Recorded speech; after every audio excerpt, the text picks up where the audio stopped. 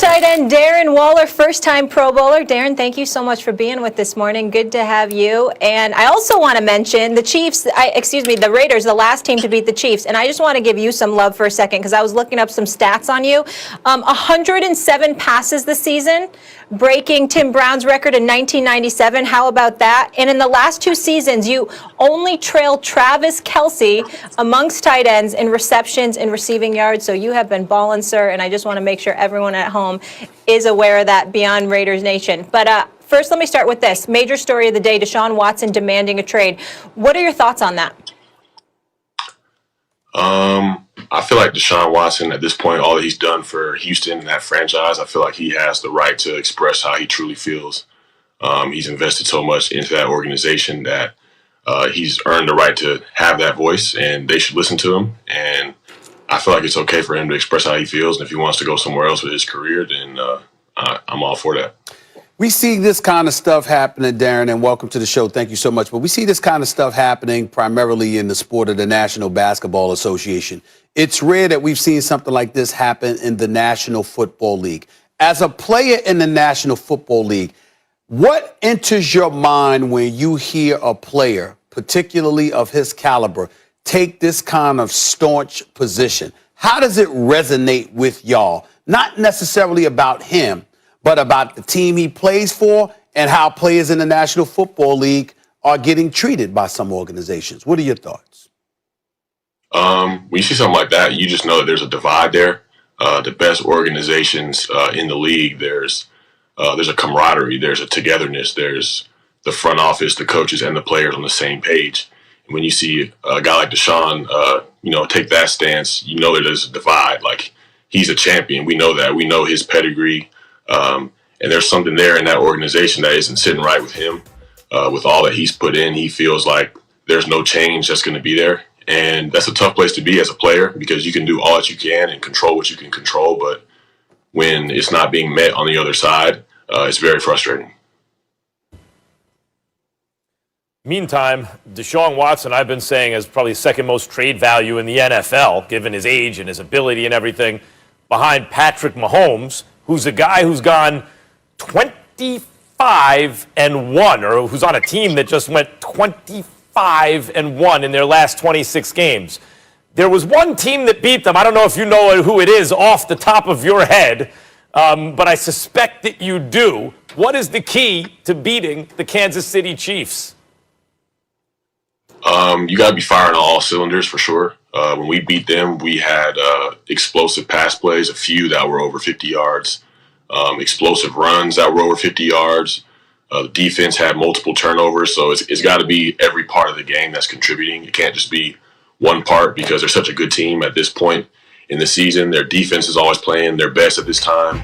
What their offense brings to the table is just, it's a freak show over there. So, you got to be on top of every aspect of the game. One small slip in any small area can be what breaks the game open for them. So I would say, explosive plays on offense and turn the ball over and getting sacks on defense.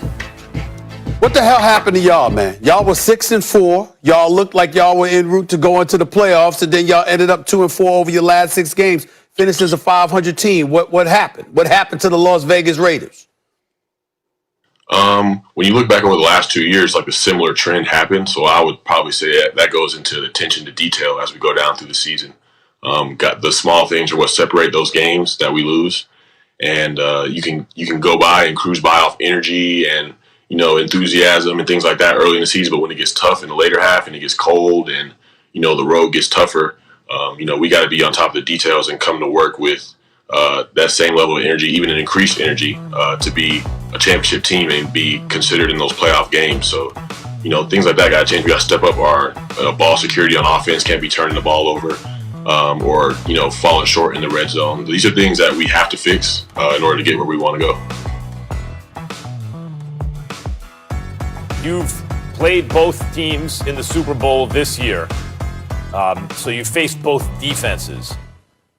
Which defense is more of a problem, the Bucs or the Chiefs?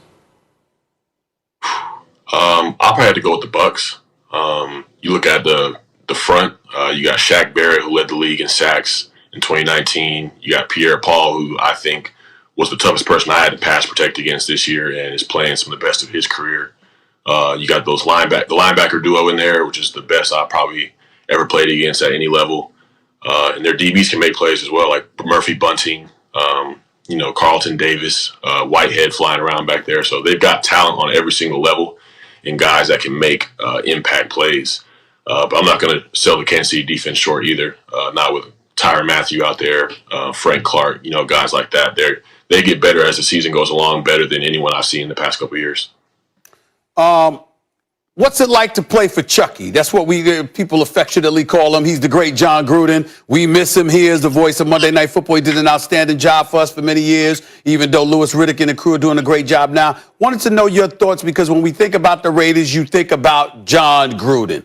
Chucky, as they call him from time to time, from that doll that always looked like his face was messed up, all of that stuff. But anyway, Chucky, what's it like playing for him? It's amazing playing for Coach Gruden. He's got an infectious energy about him, and it's always positive. Speaking greatness into people. Like when I first got to the team, I was just, a guy trying to keep a job because I was always in trouble and things like that. But he was speaking greatness into me, and that kind of planted seeds for me to, take off with my career. And it's always things like that. He'll get after you if the effort and things like that aren't there. But he's a guy that loves everyone that's a part of the team, a part of the building, a part of the franchise, and he just makes it fun to come in and come to meetings and come to practice every day. Darren, huge congrats on an incredible season by you personally. And let me ask you this, because I'm going to be asking folks this quite a bit over the next week, but you're the first person I get to. I'm super excited for the Super Bowl. As we mentioned, you played both teams. Who's winning it? Is it Patrick Mahomes and the Chiefs, or is it Tom Brady and the Bucs? I'm going with the Bucs, and I think if the Bucs win, I feel like there's going to be a defensive Super Bowl MVP. Interesting. I didn't expect to hear you say that. The Bucs have the better defense. You do know that you got to face the Kansas City Chiefs twice next year, right? You know that, right? You just picked against them. Yeah. Okay. All right. They might remember that. You know that, right? It's okay. All right. Okay. Darren, thank you so much for being with us. We appreciate you. He's got to play their defense, Stephen A. If he was a defender, maybe it'd be a little different. Yes. I feel you. Exactly. All right. Thanks, Darren. Take care.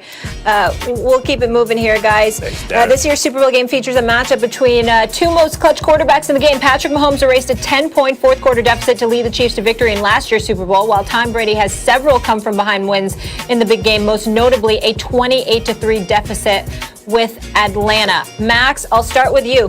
Who do you trust more with the game on the line? The big fella, Damian Woody, is back.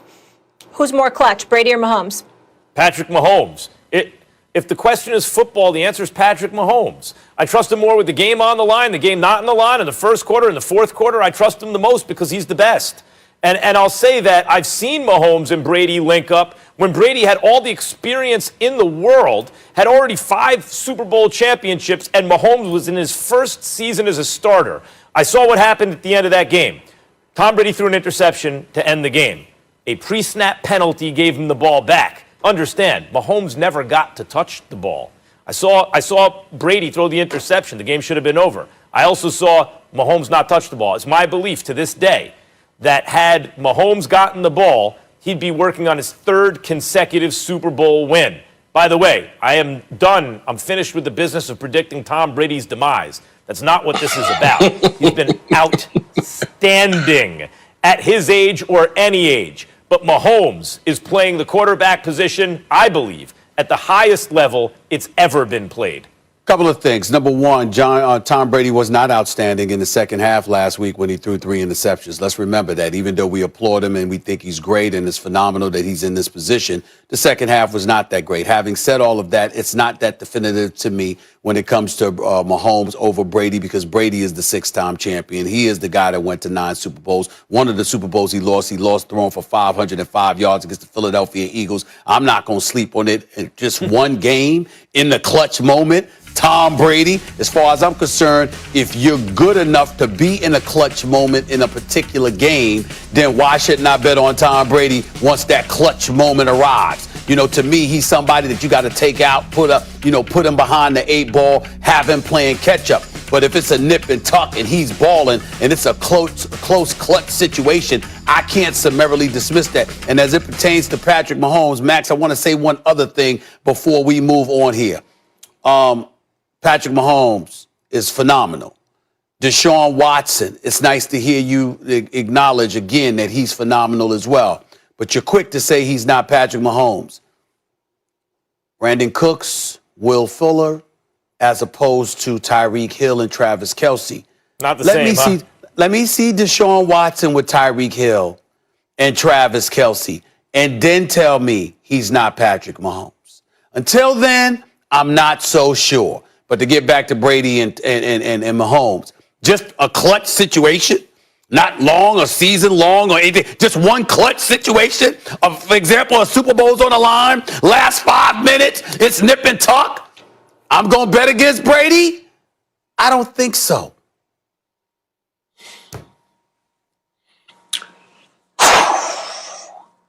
Boy, y'all put me in a position.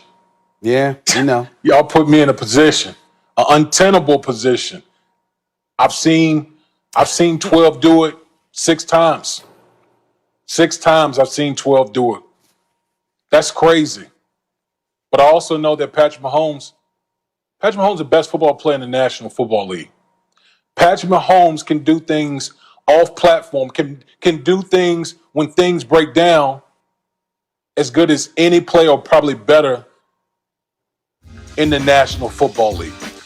And so, for that reason alone, I'm going to give Patrick Mahomes the edge, because I think Tom Brady is a little bit more reliant,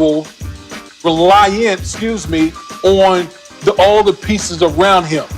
When things happen, if the Chiefs bring the blitz and have more rushers than you have blockers, can Tom Brady weasel his way out of it, make things happen like a Patrick Mahomes can? I mean, those are the little things that we're talking about here. And so for me, I want to give the slight edge to the young Ferrari in Patrick Mahomes.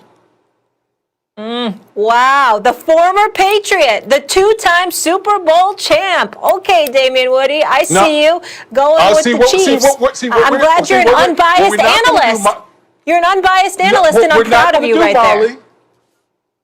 What? What are we not going to do? Are you trying to say that I'm biased? Are you trying to say that I'm biased, No, I said you're Molly? unbiased. I said that was an unbiased pick. I'm very proud of you. Even though you've got 2 Super Bowls, a lot of that thanks to Tom Brady, you still went with the Chiefs because you think Patrick Mahomes is the better quarterback. And guess what, Damian Woody? I think you are wrong. Good for but you, let's Damian. keep it moving here. We have plenty times for Super Bowl picks. Let me get